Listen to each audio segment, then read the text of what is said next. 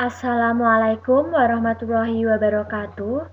Salam sejahtera untuk kita semua.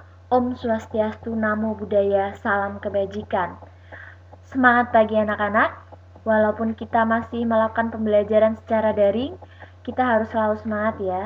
Ibu harap kalian dapat menjaga diri dan selalu menjaga kesehatan agar tidak tertular COVID-19.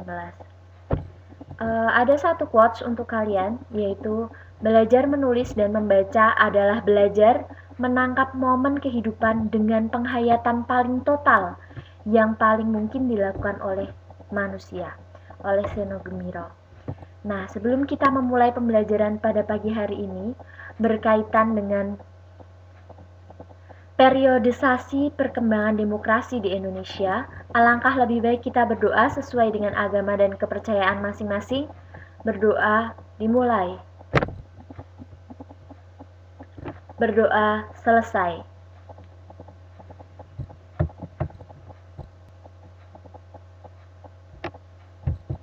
Yang pertama, kita akan belajar terkait dengan pelaksanaan demokrasi di Indonesia pada periode tahun 1945 sampai dengan tahun 1949.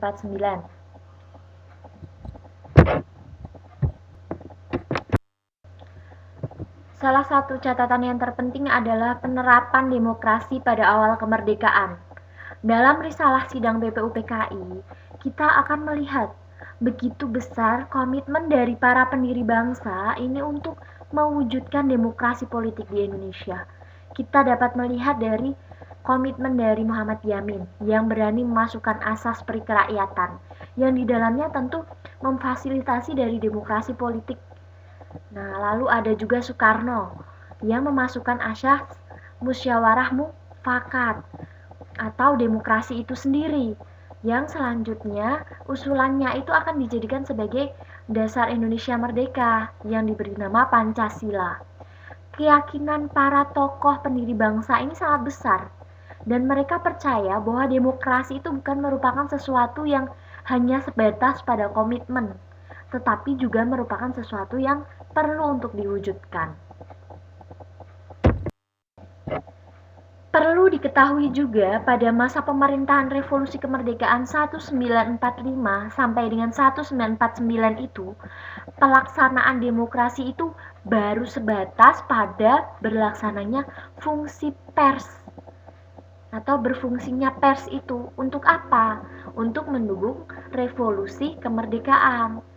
Elemen lain yang seharusnya ada dalam demokrasi itu belum terwujud karena situasi dan kondisi yang tidak memungkinkan.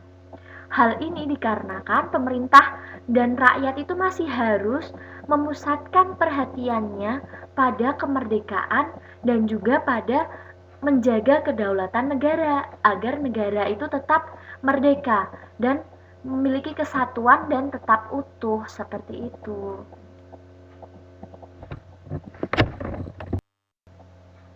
Nah, ini adalah potret para pejuang pada masa kemerdekaan yang tentunya demokrasi politik tadi masih dilaksanakan secara terbatas ya. Pada saat itu, partai-partai politik itu memang sudah mulai tumbuh dan sudah lumayan bisa dibilang itu berkembang dengan cepat. Tapi perlu diketahui bahwa fungsi utama dari parpol pada masa itu hanya memenangkan revolusi kemerdekaan dan mempertahankannya. Dengan cara apa? Menanamkan kesadaran untuk bernegara serta agar anti terhadap penjajahan, agar kesatuan negara itu masih tetap bisa terjaga. Karena keadaan yang tidak mengizinkan pada saat itu, pemilihan umum yang merupakan agenda dari demokrasi sendiri itu atau agenda dari politik itu sendiri belum bisa terlaksana, karena tentu untuk melaksanakan pemilu itu bukanlah suatu hal yang mudah ya, apalagi untuk negara yang baru saja merdeka. Penting untuk kita ketahui bahwa meskipun tidak banyak catatan sejarah menyangkut perkembangan demokrasi pada periode awal ini, tetapi telah diletakkan adanya dasar-dasar perkembangan demokrasi di Indonesia untuk masa selanjutnya. Jadi pada demokrasi Di awal ini, itu sudah meletakkan dasar untuk pelaksanaan demokrasi selanjutnya. Dasar apa saja? Yang pertama, berkaitan dengan pemberian hak-hak politik secara menyeluruh, di mana ketika dinyatakan merdeka, semua warga negara itu sudah dianggap dewasa. Yang sudah dianggap dewasa itu memiliki hak politik yang sama, tanpa ada diskriminasi yang bersumber dari ras, agama, suku, kedaerahan, golongan, dan sebagainya.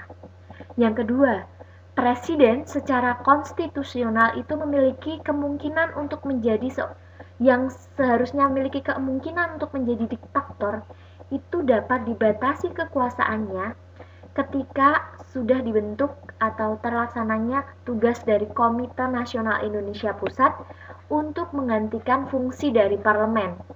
Jadi, presiden akan secara langsung diawasi dan dibatasi kekuasaannya oleh KNIP sehingga tidak akan mengurangi dampak dari presiden itu bertindak secara sewenang-wenang atau diktator. Dan yang ketiga adalah maklumat wakil presiden yang dimungkinkan terbentuknya sejumlah parpol yang kemudian menjadi peletak dasar dari sistem kepartaian di Indonesia. Maklumat wakil presiden nomor berapa?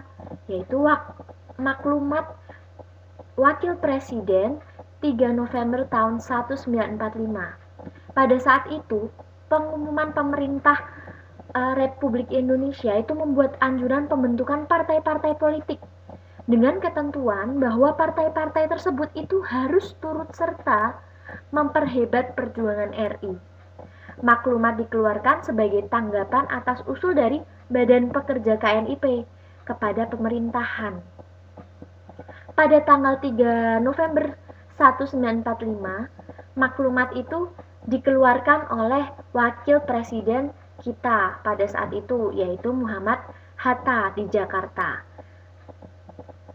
Karena daftar urutan maklumat wakil presiden itu tidak dibawa oleh Mr. Gofar atau sekretaris negara pada waktu itu, untuk sementara nomor urut tidak diisi dan hanya ditulis maklumat wakil presiden nomor X untuk kemudian diganti dengan urutan yang sebenarnya. Tetapi pihak sekretaris negara tidak mengganti urutan sehingga nomor maklumat tersebut masih disebut juga dengan maklumat wakil presiden nomor X. Seperti itu ya.